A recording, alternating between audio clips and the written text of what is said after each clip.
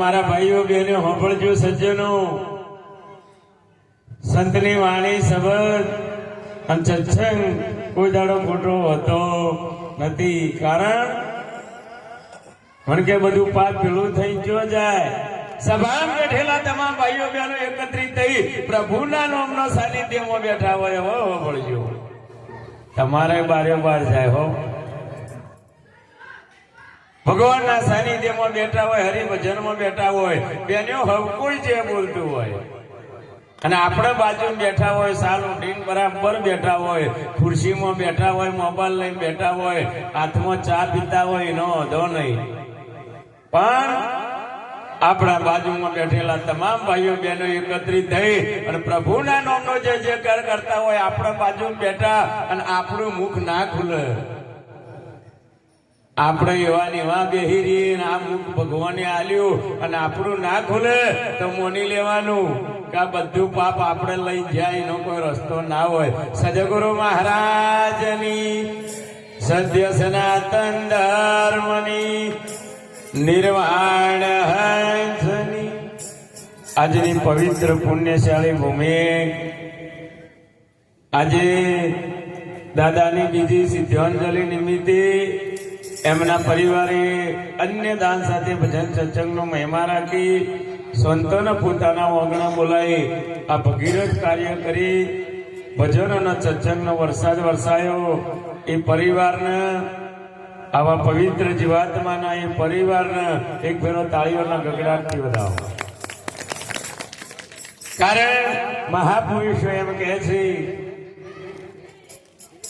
કે જીવન જોબન રાજધન અવિચળ રહે ન કોઈ જેટલી ઘડી સત્સંગ મેં. જીવન કા ફળ હોય, બધોની પાછળ ભજન ન થાય. ઘણા જીવાત્માઓ અહીં આયા અને ઘણા જ્યાં, કોઈ 50 વર, કોઈ 100 વર, કોઈ 80 વર, કોઈ 70 વર્ષ ચડોતર ગામમાં ઘણા જતા રહ્યા હો. બંગલા વાળા જ્યાં 10 માળના બંગલો કરીને રહેતા હતા એ જ્યાં, પત્રોની ઓરડીમાં રહેતા હતા એ જ્યાં, મારો એક ગરીબ વ્યક્તિ કોથળો પાથી પાલનપુરની બજારમાં ફૂટતો હતો ને એ જો. ભગવાનની દોરીમાં કોઈ ભેદભાવ ન રહ્યો.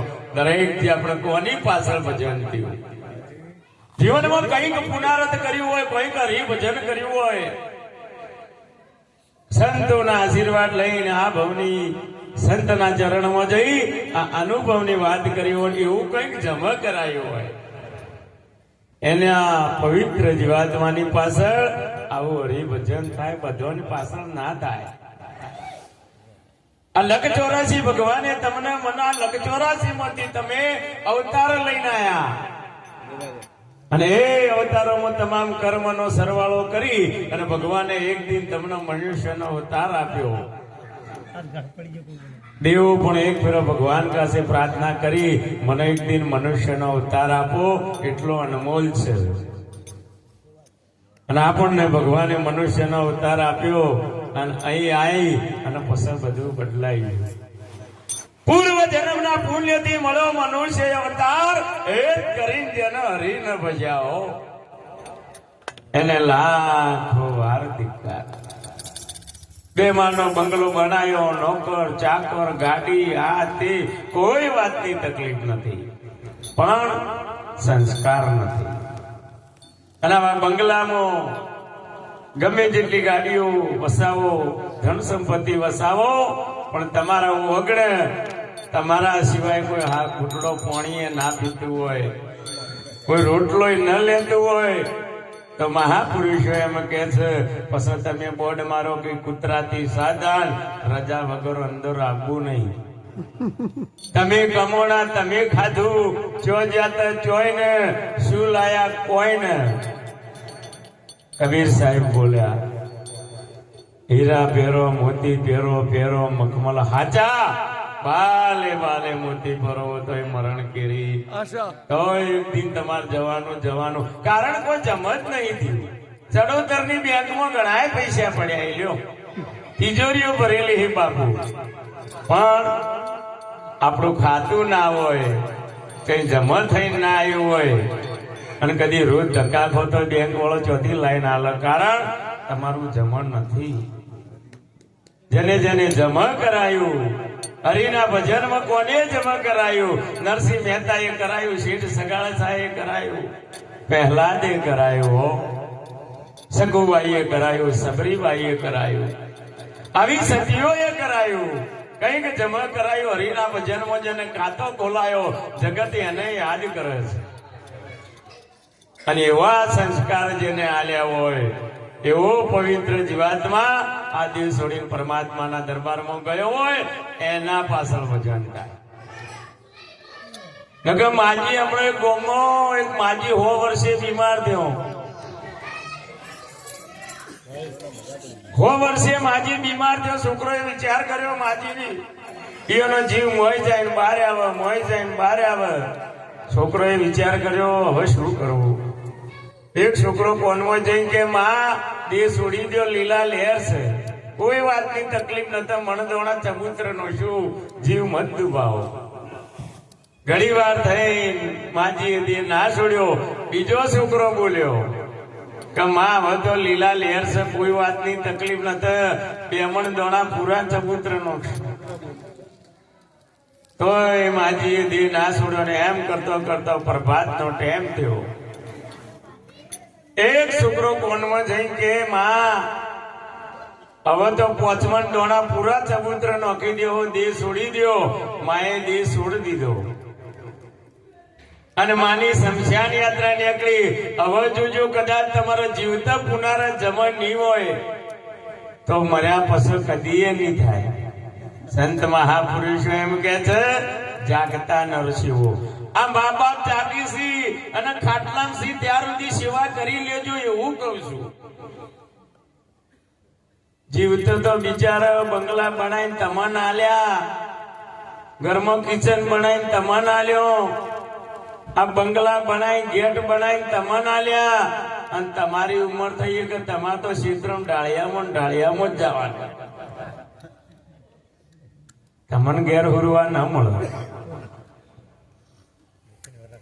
જાગો ત્યાર સુધી હારા દૂધની ચા પાઈ દેજો, હારો લુગડો પહેરાઈ દેજો અને મા બાપની સેવા કરી લેજો. મર્યા પછી 12 મહિને સિદ્ધપુર જઈ લુગડો મત પહેરાવે.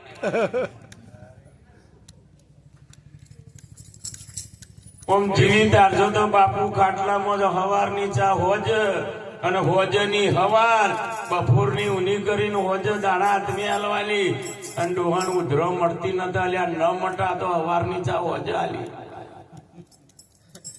અને પછી મર્યા ચીડી કે હવે હરામણો કરો, તે શીર બનાવવાની, પૂરીઓ બનાવવાની, ઉપર જઈને નોખવાની. અલ્યા જીવતો દૂધ પાવાનું હતું તો હવે ન નોશ્યું હોત તોય ચાલો. અને માજીએ દેહ છોડી દીધો. હવે તમે જુઓ માજીની શમશાન યાત્રા નીકળી અને એમ કહેવાય છે કે બરાબર ગોમના ગોદરા આયા અને 4 ચોકમાં આપણે પાલખી ઉતારવાનો રિવાજ છે, વિહામો કહેવાય. હો અને 4 ચોકમાં પાલખી ઉતારી. જેવી પાલખી ભોય ઉતારી બાજુમાં ઇલેક્ટ્રિક નો થોભલો ઉભો હતો. હવે જુઓ તમે પરોણે પરોણે ભાવ વગર ભજન કરાયું હોય કોકના કહેવાય, કોકના કહેવાથી તમે ભજન કરાયું હોય ભાવ વગર, તો પછી કેતો 10 વાગે સાઉન્ડ બગડે ને કેતો 11:30 લાઈટ જાય, નકર પછી 12 વાગે રાહત આવે ને કોક તો વિઘન આવે છે. સાચું.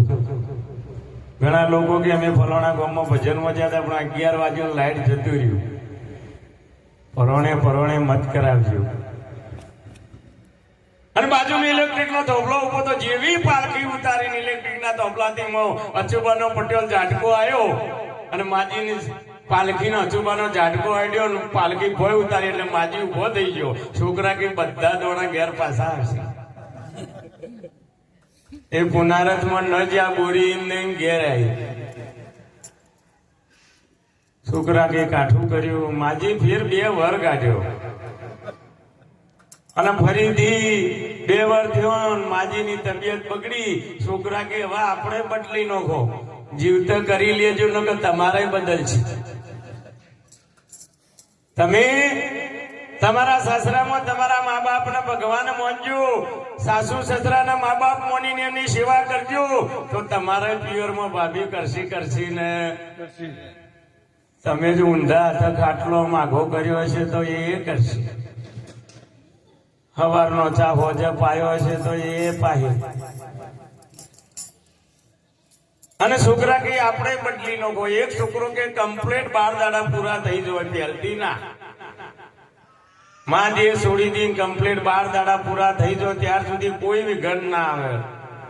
છોકરો મને કે પાછો આવશે 12 દાડા પૂરા થઈ જાય કોઈ વિઘન ના આવે તો 12 દાડી માના નોમથી ગોમો પાણીની પરબ બંધાવશો, બીજો કે 12 દાડી તો પાછો આવશે.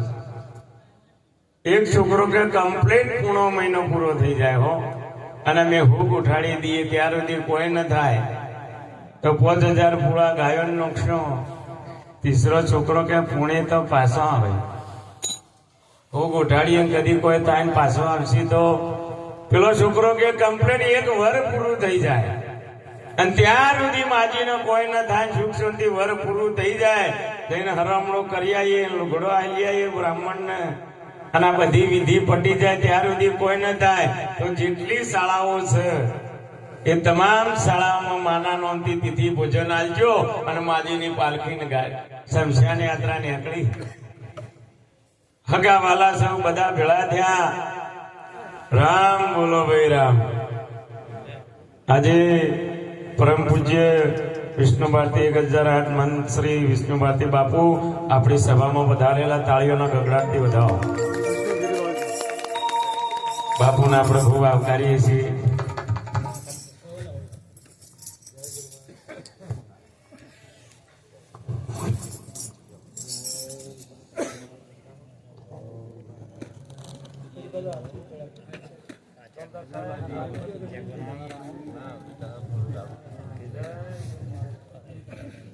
અને માજીની શમશાન યાત્રા નીકળીને બરાબર ગોધરા આયા. બધા કે રામ બોલો ભાઈ રામ, રામ બોલો ભાઈ રામ. અને 4 ચોકમાં આયા પાલકી જેવી નેચી ઉતારે છોકરાને તોફલો યાદ આવ્યો. બધા કે રામ બોલો ભાઈ રામ. પેલો છોકરો કે થોભલાથી શેટા હેડજો, થોભલાથી શેટા હેડજો. અને આવા થોભલા ન નડે એટલા માટે મહાપુરુષો એમ કે છે આયો પણ જાણ્યો નહીં મળ્યો મનુષ્ય અવતાર. એ ઝેર લોટને કારણે એ બાપા કોટી બોધ્યા કર. જબ આયો તું જગત મેં જગ હસે તુમ રોઈ. એ ऐसी करनी कर चलो तुम से जगरो. ऐसी करनी तुम कर चलो ये तुम से जगरो. ए सजगरो मारा ऐसी करी जैसी करना कोई.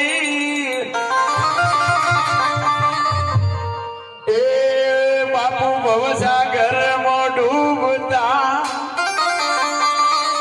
ये मारा सद गुरु पकड़ी वो.